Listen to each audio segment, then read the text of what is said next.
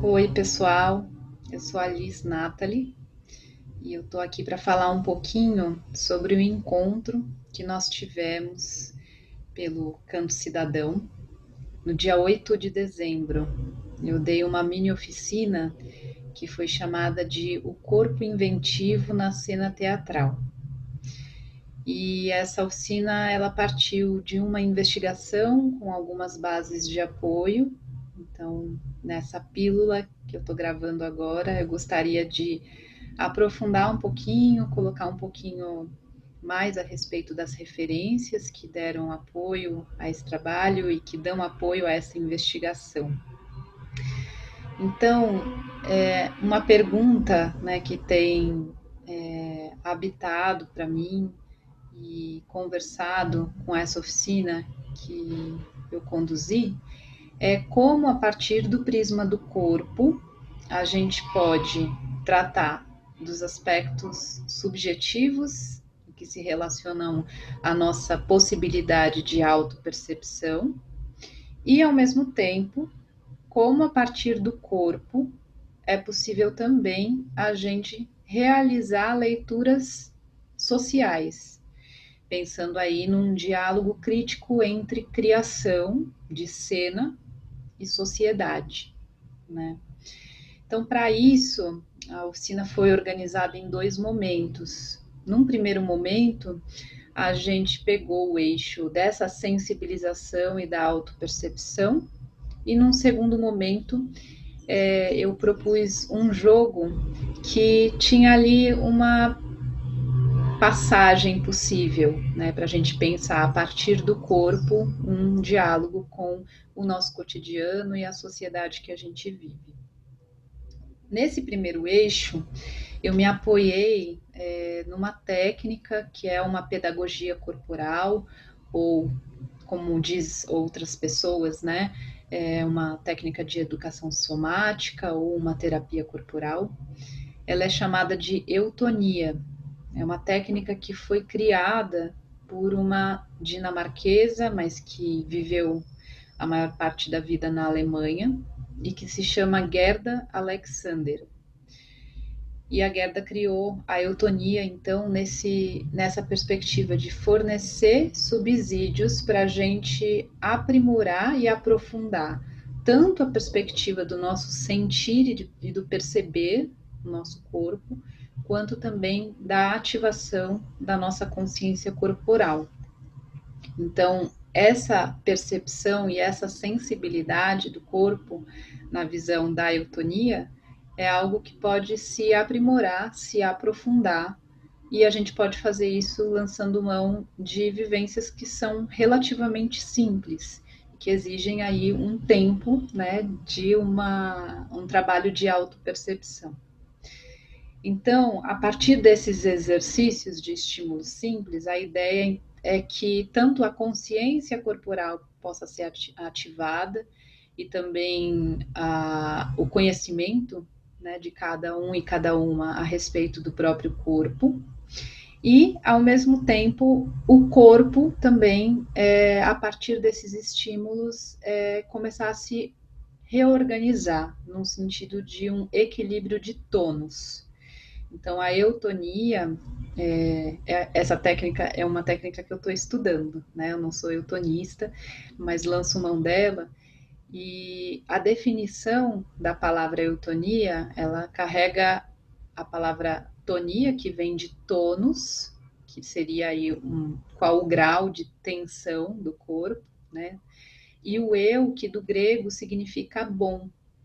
Então, a palavra eutonia seria o tônus bom, e aí complementando com o pensamento da Gerda Alexander, seria o tônus bom para as diferentes atividades que a gente pode ter no cotidiano e também no nosso estar no mundo, né?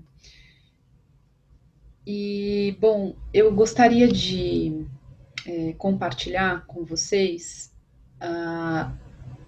imagens dos nossos ossos que, que habitam as regiões que a gente trabalhou no dia da oficina. Então, a gente fez um trabalho de percussão com as nossas próprias mãos em relação aos nossos pés, Depois a gente fez um trabalho de tocar a própria bacia, né? Primeiro percebendo os ossos dos isquios, que são aqueles que sustentam o nosso corpo quando a gente se senta, né? E depois a parte mais superior aqui da crista ilíaca. E depois a gente tocou o nosso externo, né? Cada um tocou o seu respectivo osso externo, fazendo um caminho que ia do externo, passava pela clavícula e fazia uma voltinha, chegando até uma pontinha aqui da escápula, onde cada um podia tentar sentir, né, o que podia tocar aí dessa escápula. Então, eu vou compartilhar aqui com vocês. Aqui a gente tem a imagem óssea, da estrutura óssea dos nossos pés, né? Do nosso pé esquerdo. Então, a gente fez uma percussão no sentido de fazer uma ativação, tanto da pele, mas na minha condução também eu fiz a proposta que cada um pudesse sentir ou tentar entender o que era possível perceber da estrutura óssea dos pés, né? Então aqui a gente tem os ossinhos dos pés e para mim chama bastante atenção essa questão da parte dos dedos, elas seguirem aqui, né? Nessa parte que na nossa visão ela está coberta por uma pele que rodeia esses ossos, mas se a gente pensar na continuidade entre dedos e esse metatarso, né, ainda tem espaçamentos, né? Então esses aqui são os nossos ossos do nosso pé.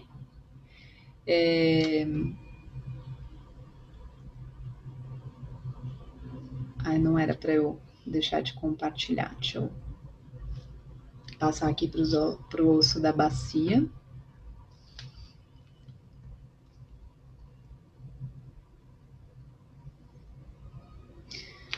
Então aqui, ó, seria os nossos isquios, que a gente também fez um toque, né, neles. E essa partezinha aqui, que é a nossa chamada crista ilíaca, que nós também fizemos uma ativação de toque nessa parte. E por fim, a gente foi lá então para o nosso osso externo, né, que tá aqui. E a gente começou a caminhar com os nossos dedos, né, a partir do nosso osso externo, passando um pouquinho aqui pela clavícula e chegando até o que cada um conseguia sentir da escápula, né, que são as nossas asas. Então, gostaria de compartilhar aqui o desenho, e aí quem tiver vontade, inclusive, de revisitar a vivência, ou quem não teve presente na oficina, mas tiver vontade, né, de tocar o próprio corpo no sentido de tentar buscar e perceber essa estrutura óssea. E eu queria compartilhar uma citação da Gerda Alexander, esse livro aqui, que se chama Eutonia, um caminho para a percepção corporal.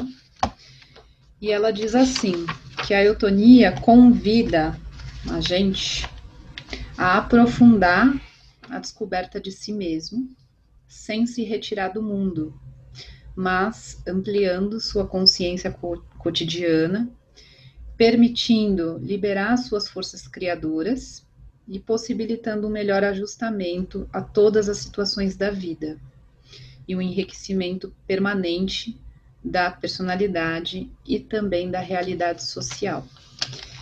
Então, me parece um pensamento bem interessante nesse sentido, assim, de vínculo entre um autocuidado, né, que tem aí uma perspectiva subjetiva, mas que também está preocupado com esse corpo e esse estar no mundo.